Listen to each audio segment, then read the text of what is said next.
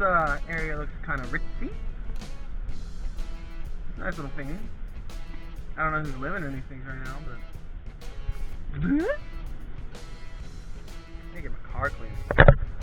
Nice little houses here. Someone's got some money. Make my pot. University, Campus West Campus there. Kansas University. That's a nice little castle of a house. But I don't think anyone's there. Look at this little cottage. Look at that little cottage. That's cute. Cottage house. Look at that little bike. That's cute. That's all cute.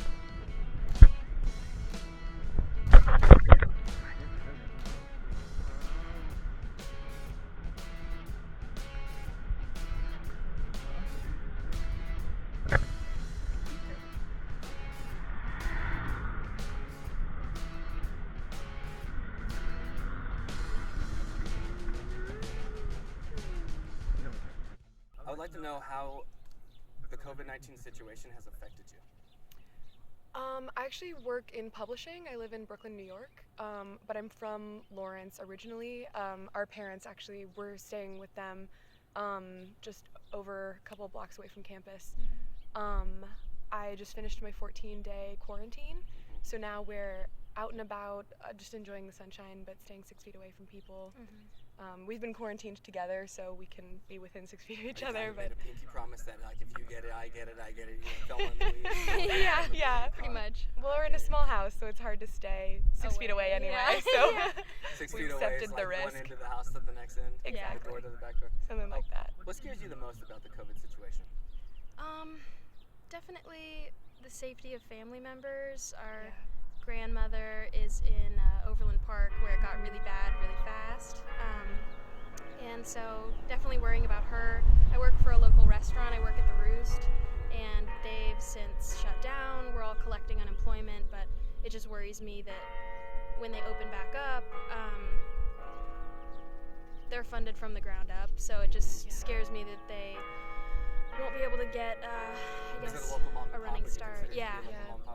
I'm worried about a lot of the local places that while they're trying to get their feet back under them, this is a community that I think would there would be a groundswell of support and that they would help support local businesses. But I worry, that worst case scenario, we'd be allowed to come back to life again, and downtown Lawrence would become chains. And Yeah, because the higher people that are just buying franchises Right. come swoop in. Yeah. That's very thought provoking. What are some of the things you're doing to keep yourself safe and others around you? Walking around the house, we have these bottles. It's like a bleach solution, and so everything we touch, we're disinfecting as we go. Our dad has been deemed an essential worker. He works in supply chain, so he's been sort of, making sure that his team is able to keep grocery stores stocked and stuff like that.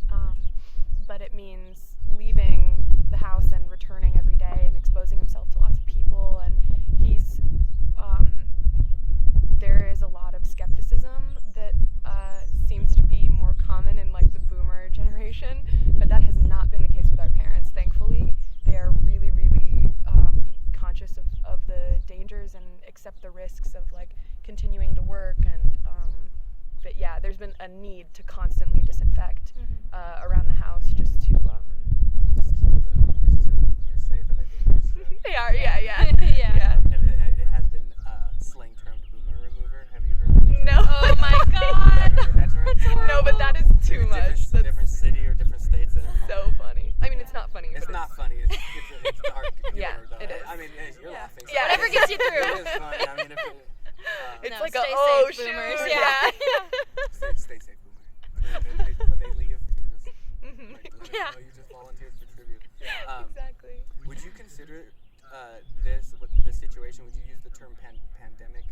Oh yeah. Definitely. To describe the situation. Yeah, I think that because the gestation period, or by the time you're sick, you maybe have been exposed, you've been a carrier for quite some time, which was the necessity for Governor Laura Kelly of the state of Kansas put in place sort of it was like an emergency action of like if you're coming from like a hot zone area, like you from California or me from New York, that there's a mandatory 14-day quarantine because it could be day 10, 11, 12 before you even start to exhibit symptoms. And by that point, you may have exposed, you know, I flew out of LaGuardia, so I was like, okay, there are hundreds of people in the airport, and then 200 people on my flight. And Knowing what they're playing on the TV screens in the terminal. oh yeah, COVID, updates nonstop. yeah, With a lot of people wearing masks, yeah, gloves.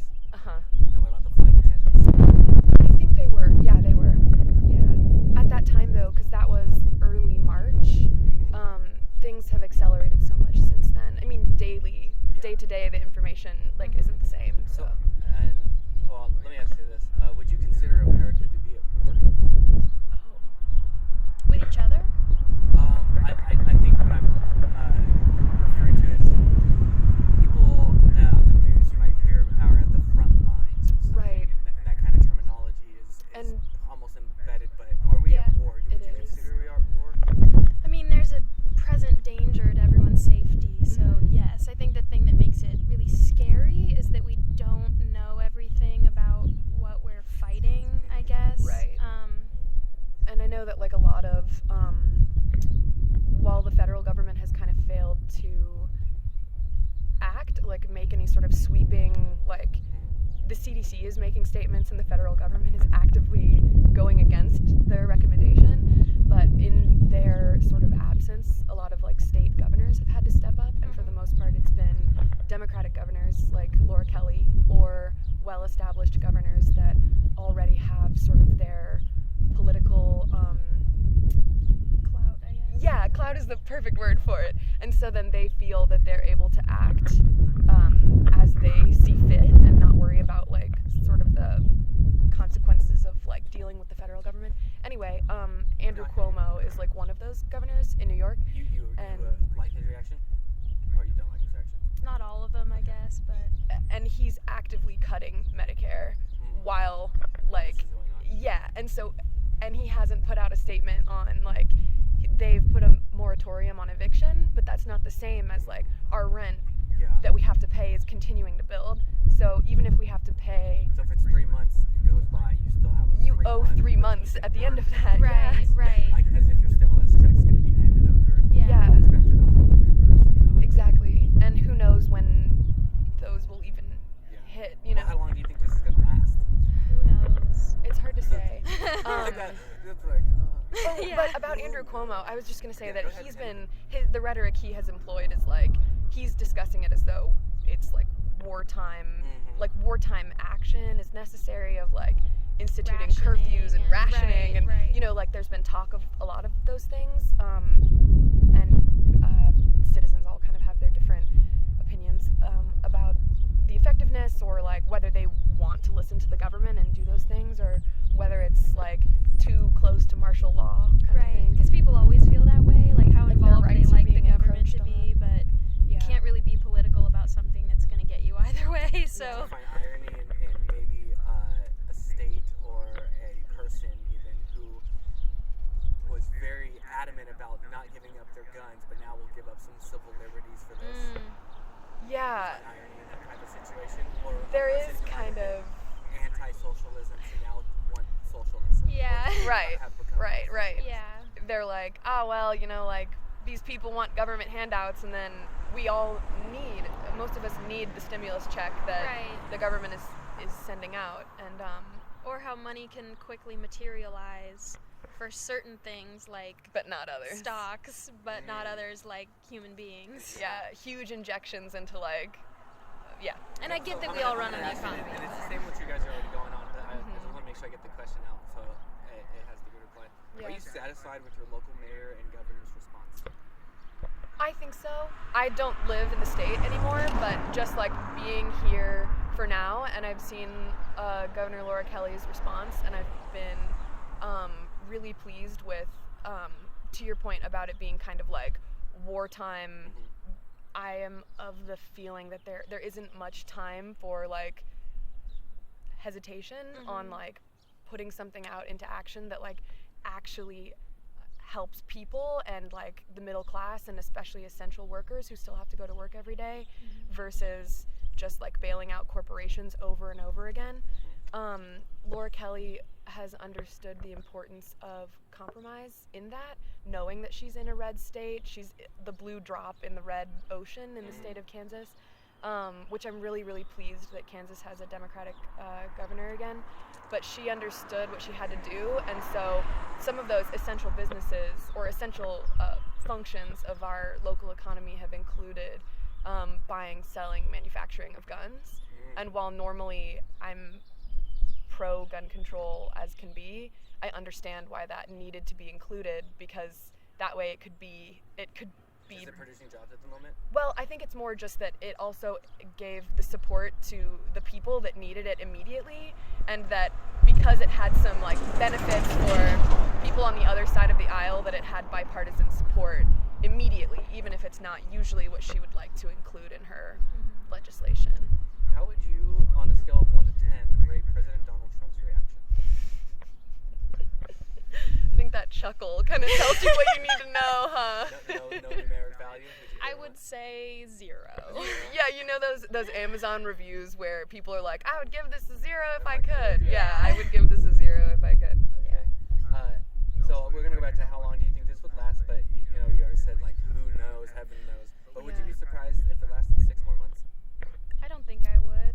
I think that how that looks over the next 6 months, though, that it will wax and wane. It's a winter virus, from what I understand, and I've read about the similarities between this and the Spanish flu, and there are a lot of differences, but it sounds like we can expect, hopefully, for it to subside a little bit in the warmer weather. It sounds like it has more difficulty surviving in heat, which is why you use heat to kill it. We bake the newspaper every morning. Just in case. Exactly. It almost burned this morning, and we were like, Dad, 300 degrees is way too high. Yeah. But because it can't survive as well in the heat, I think we can expect for it to. It sounds hopefully like it'll subside a little in the summer, even if it comes back up again in the fall. I hope during June or July to be able to return to New York. Would it surprise you if everything remained just like this time next year? I don't think I'd be surprised, but I would hope that we, as a society, had been better equipped to handle it.